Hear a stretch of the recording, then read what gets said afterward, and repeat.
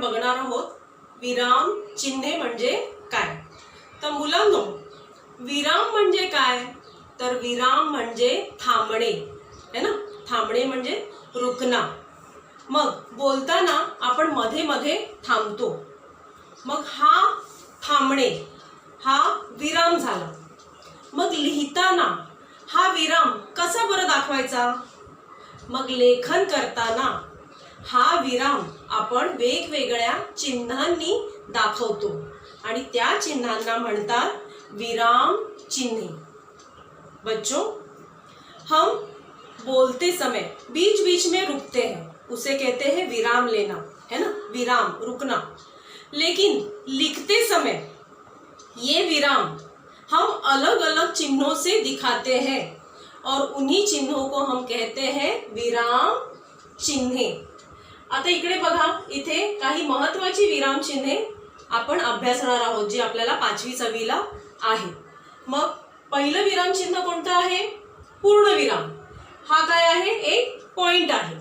दुसरं स्वल्प विराम, हे याचं चिन्ह आणि याला म्हणतात स्वल्प विराम।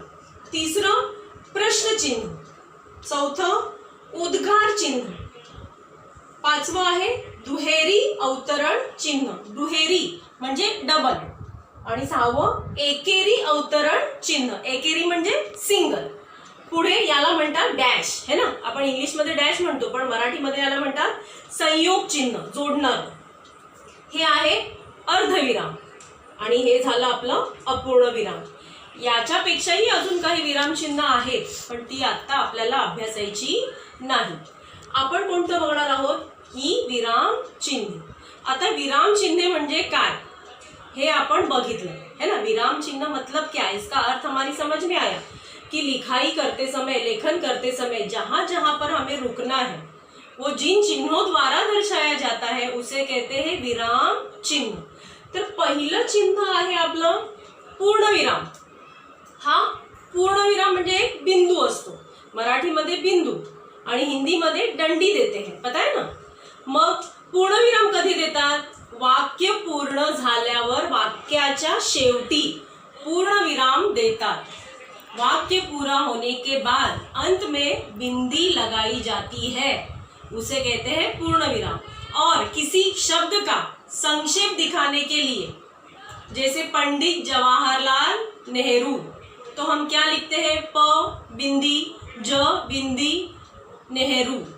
तो वहां पर हम ये बिंदी का इस्तेमाल करते हैं। दूसरा स्वल्प विराम, एक ही जाति के शब्द एक के बाद एक फटाफट अगर हमें लिखने हैं तो वहां पर हम स्वल्प विराम का चिन्ह लगाते हैं। जैसे फलों के नाम आम, केला, पपीता, अनानास, तो यहाँ पर हम बिंदु लगाकर लिखेंगे। या व्यक्ति के नाम रमेश, सुरेश, महेश, गांव जा रहे हैं तो रमेश के बाद कॉमा, महेश के बाद कॉमा, है कि नहीं। इस तरह से हम कॉमा का उपयोग यानी स्वल्प विराम का उपयोग करते हैं।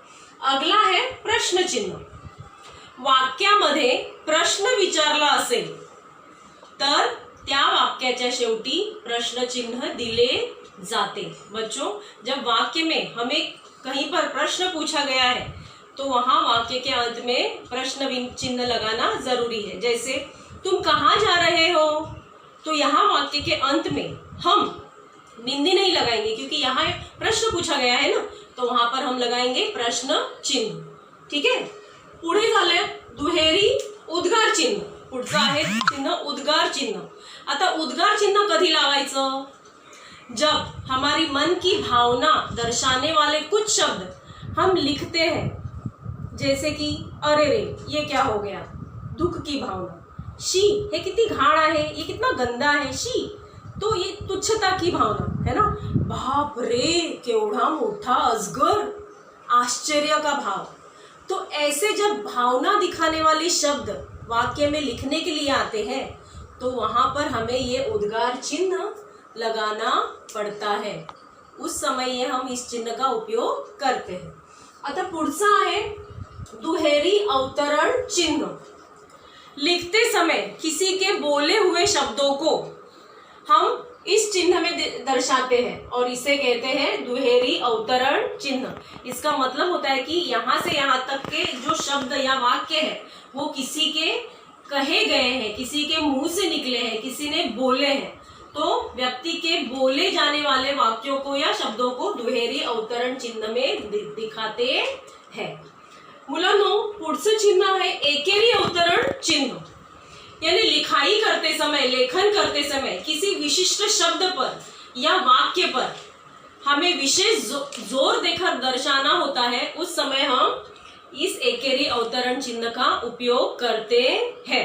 जैसे कि उदाहरण के लिए आई हा शब्द किती गोड आहे, तो कोणता शब्द आई, तो आई शब्द को हम यहाँ सिंगल वाले अवतरण चिन्ह में, एकेरी अवतरण चिन्ह में दिखाएंगे कि आई ये शब्द कितना मीठा है ना। गांधीजींना सगळेजण बापू म्हणत, काय म्हणत, बापू, तो बापू शब्द को हम सिंगल वाले अवतरण में दिखाएंगे, है ना। तो ये है एकेरी अवतरण चिन्ह। आता हे बघा संयोग चिन्ह, हे आहे डॅश। डॅश आपण केव्हा लावतो, कब लगाते हैं डैश, संयोग चिन्ह, जब बोलते समय हमारा कोई वाक्य अधूरा छूट गया है, कोई शब्द अधूरा छूट गया है, तो डैश लगाकर उसको हम नीचे की लाइन में लिखते हैं, तभी इस संयोग चिन्ह का उपयोग करते हैं।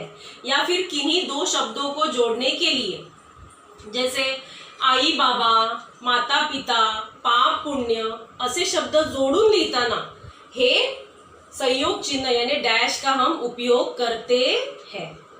पुढचं चिन्ह आहे अर्धविराम, है ना। अर्धविराम कसं असतं, एक पूर्ण आणि त्याच्या खाली स्वल्पविराम।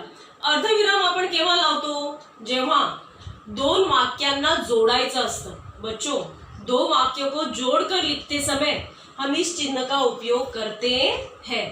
जैसे कि राम बहुत दौड़ा लेकिन बस चली गई।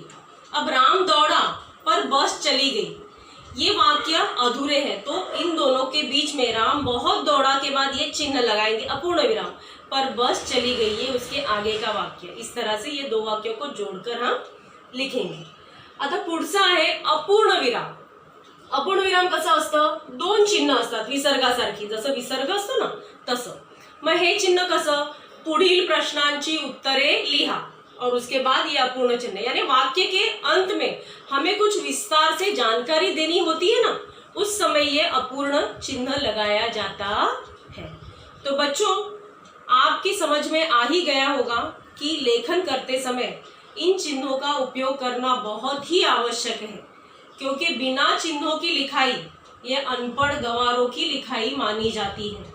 लेखन करते समय चिन्ह लगाना बहुत ज़रूरी है, तो आप भी लिखते समय इन चिन्हों का अवश्य उपयोग करें और इन्हें अपने राइटिंग में ज़्यादा से ज़्यादा इस्तेमाल करने की कोशिश करें।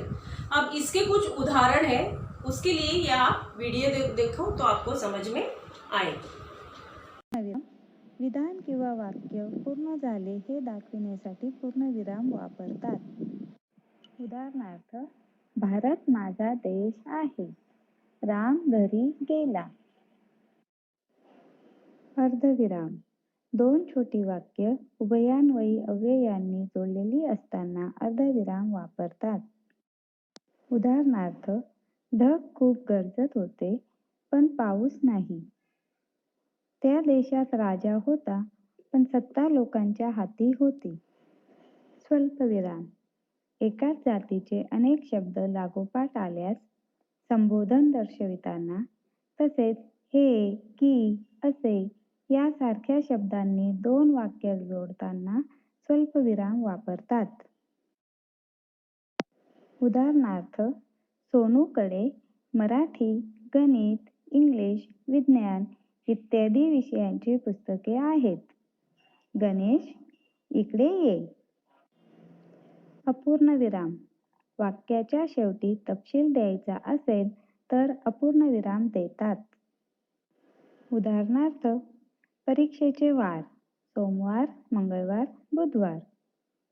मुख्य ऋतू 3 उन्हाळा, पावसाळा, हिवाळा। प्रश्नचिन्ह, प्रश्नार्थक वाक्याच्या शेवटी प्रश्नचिन्हाचा वापर केला जातो. उदाहरणार्थ, राजू, तू केव्हा आलास? तुझे नाव काय? उद्गार चिन्ह उत्कट भावना व्यक्त करताना ती दाखविणाऱ्या शब्दाच्या शेवटी उद्गार चिन्ह वापरतात. उदाहरणार्थ, बापरे, केवढा मोठा साप! अरे रे, तो नापास झाला. अवतरण चिन्ह बोलणाऱ्याच्या तोंडचे शब्द दाखविण्याकरता किंवा एखाद्या शब्दावर जोर द्यायचा असल्यास अवतरण चिन्ह वापरतात. उदाहरणार्थ, ताई म्हणाली, नको बुडवू शाळा. इयत्ता 4थीच्या पाठ्यपुस्तकात बोलणारी नदी हा पाठ दिलेला आहे. संयोग चिन्ह दोन शब्द जोडताना किंवा ओळीच्या शेवटी शब्द अपुरा राहिल्यास संयोग चिन्ह वापरतात. उदाहरणार्थ, विद्यार्थी भांडार, आई वडील. सरोवराजवळ येताच बस मधून आम्ही भराभर बाहेर पडलो.